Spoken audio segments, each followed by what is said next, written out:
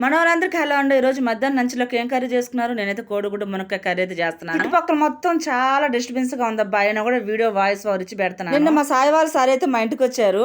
వాళ్ళ పిల్లలంటే నా వీడియోస్ అయితే బాగా చూస్తారంట.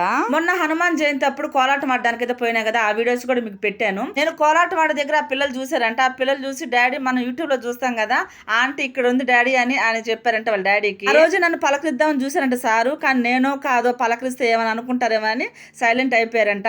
అదే మాట నిన్ను చెప్తున్నారు. నాకు మా పిల్లలు చెప్పారండి, మిమ్మల్ని చూశారు, వాళ్ళు గుర్తుపెట్టారని. నిజంగా అసలుకి యూట్యూబ్ లో చూడడం ఏంది, నన్ను గుర్తుపట్టడం ఏంది.